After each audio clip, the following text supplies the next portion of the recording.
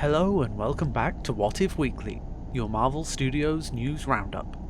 This week we have an exploration and explanation of the ending to Black Panther, Wakanda Forever, yet more casting news for Agatha, Coven of Chaos, and a little bit of speculation about some future projects. I'm your host and I'm talking to you from the back of a prisoner transport van, Encyclopedia, so let's get into it.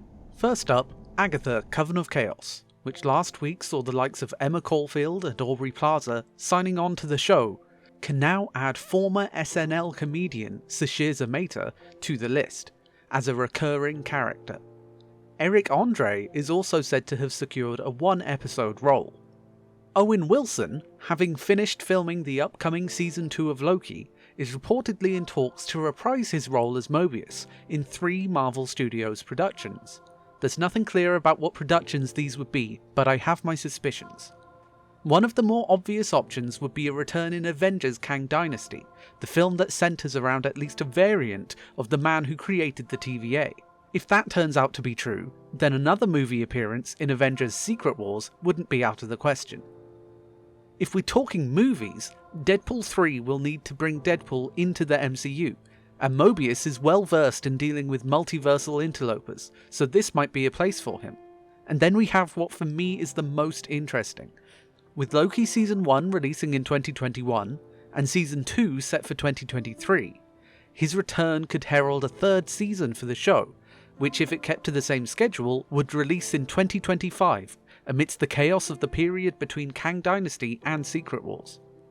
Talking of Kang Dynasty, some pre-visualization concept art for the film has apparently recently appeared, which corroborates previous rumours about the opening of the film, said to show Kang the Conqueror fighting and defeating the Avengers, but a different team to the one we know, different actors playing a mix of characters being taken down by the might of Kang. And with Secret Wars, we have some news about who Marvel has been approaching to return, notably the trio of Robert Downey Jr., Chris Evans and Scarlett Johansson, another return for Hugh Jackman, and my sources say Marvel have even approached Sony about wanting a return of Tobey Maguire, for the film that we have heard Sony wants Tom Holland to wear the iconic black suit. Maybe they can finally come to a compromise. Spoilers ahead now for Wakanda Forever. This movie has changed up a lot about Wakanda's place in the current MCU, now having to extensively rebuild itself, and down many monarchs in a row, having lost 3 in the past 10 years, and seemingly soon to have M'Baku ascend to the throne. There are a lot of characters still around, and I'll do my best to go through each of them quickly. The nation lost its Black Panther T'Challa to an unnamed terminal disease, but by the end of the film has more protectors. Shuri has taken up the Black Panther mantle and recreated the heart-shaped herb so that the lineage can continue. Okoye has lost her place as General of Wakanda and leader of the Dora Milaje, but has alongside newcomer Aneka taken on a new identity as a Midnight Angel, using a suit created by Shuri.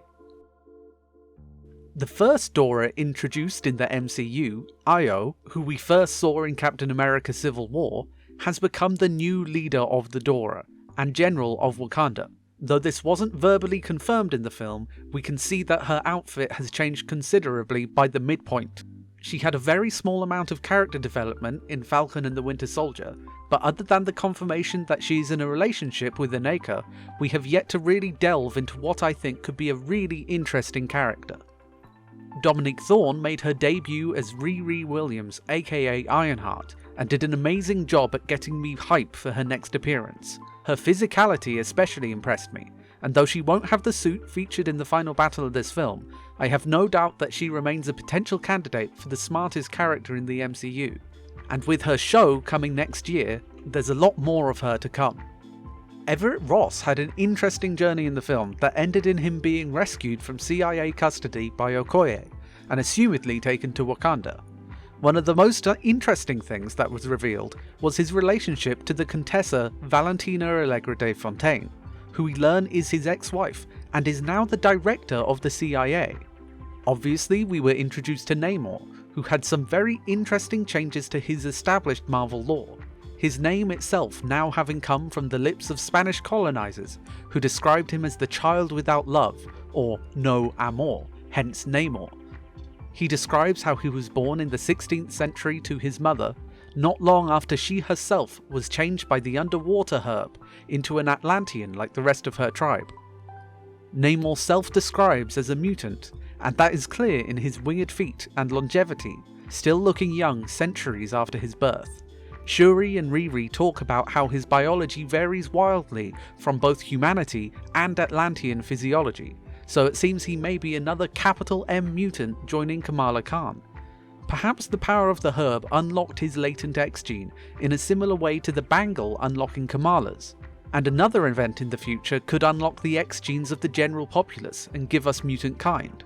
The end of the film leaves us with a recovering Namor, who yielded to Shuri after both suffered great losses. But both Wakanda and Talokan stand tall, and Namor has not given up on his quest to fight the land-dwelling nations, and hopes that Wakanda will be forced to accept his aid in the future. His followers, Namora and Atuma, are worried that he appeared weak and gave up on his chance to successfully protect Talokan, and this is a good setup for either or both of them to want to challenge him for power in the future, now that his godhood is tarnished by defeat. And finally, the mid-credits scene revealed that Nakia, alongside her philanthropic work in Haiti, has also been raising her and T'Challa's son. He is currently 6 years old and his name is Toussaint, though his Wakandan name is Prince T'Challa, son of King T'Challa. This leaves Shuri with family once again, her future bright despite her losses. That's all the time we've got for this edition of What If Weekly. What do you think of all the casting news? Are you looking forward to more Mobius or the return of Chris Evans? What did you make of Wakanda Forever? How do you like it against Multiverse of Madness or Love and Thunder? Subscribe for more news every Monday. I've been Ed Cyclopedia, and until next time, stay strong, true believers.